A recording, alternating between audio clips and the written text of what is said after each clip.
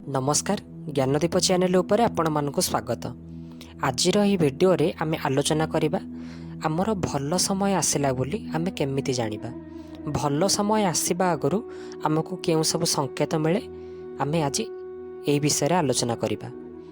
आमर हिंदू धर्मर ग्रंथ मानकरे समय को बहुत शक्तिशाली बोली कहा जाय अछि।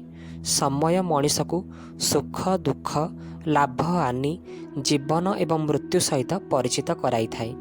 आपण माने भी निजर जीवन रे निश्चय देखिथिबे जेबे समय परिवर्तन हुए राजा को भिकारी एवं भिकारी को राजा मध्य करि दिए।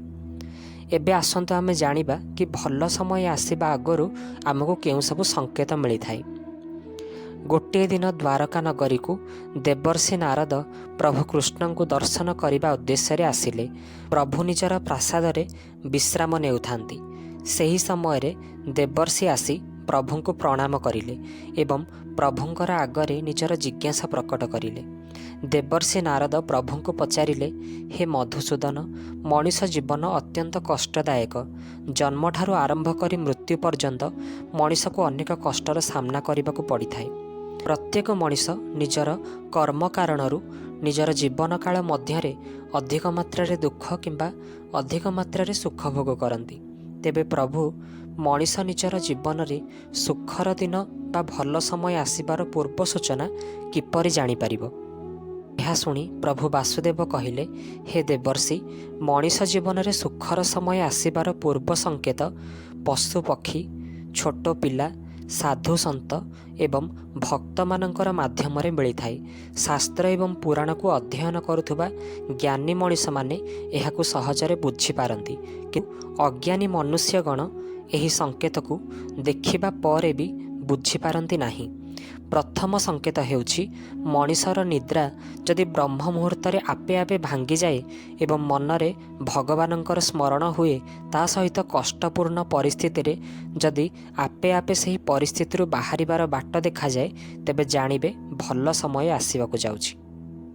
द्वितीय संकेत हेउछि मनीष जदि तार जीवन रे अत्यंत कष्टकर परिस्थितिर सामना करुथाए, दुखरे थिबा सत्वे भी तार मन विचलित हेउ न थाए। चारिपटरु दुख एवं कष्ट मिलुथुबा सत्वे भी ताहार मन शांति एवं प्रसन्न रहिबा सहित सर्वदा उचित कर्म रे ताहार मन लागि रहुथाए, तेबे जानिबे भल समय अति शीघ्र आसीबाकु जाउछि। कारण एभली मनीष मानकर कष्ट को मु निजे ही दूर करि थाए। एपरि मनीष माने क्रोधशून्य होई थांती एवं एमानंकर मन निर्मल होइथिबा कारणरू भगवान एमिति मनीषंकर मन रे वास करंती। सेथिपाई एमाने जहाँ भी चिंता करती, जो भली लक्ष्य को साधन करिया पई एमाने इच्छा करती, ताहा अति शीघ्र पूरण हुए।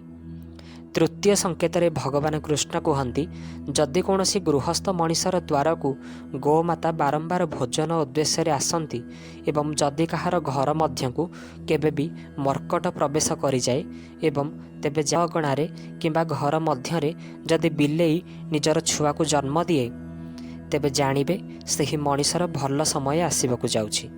चतुर्थ संकेत हेउछि जदि गृह मध्य को अचानक कौनसी छोट शिशुर आगमन हुए एवं जदि गृह को आसिबा परे शिशुटीर मन प्रसन्न रहे, तेबे जानिबे अति शीघ्र सही मनीषर भल समय आसीबाकु जाउछि। पंचम संकेत हेउछि मनीषर अभाव एवं असुविधा समय रे जदि अर्थ उपार्जनर कौनसी बाट आपे आपे देखा दिए, तेबे जानिबे भल समय आसीबाकु जाउछि। संकेत हेउछि जदि केबे पूजार्चना करुथिबा समय रे घर को अतिथि मानकर आगमन हुए एवं जदि केबे ठाकुरंक पूजा करुथिबा समय रे देव विग्रह मानक मस्तकरू फूल पड़ी थाए, तेबे जानिबे सुख समय आसीबाकु जाउछि। सप्तम संकेत हेउछि जदि दिन किंबा रातिर कौनसी समय रे पुरुष मानकर शरीर डाहाण अंग एवं स्त्री मानकर शरीर बाम अंग कंपन हुए, तेबे जानिबे यह शुभ संकेत।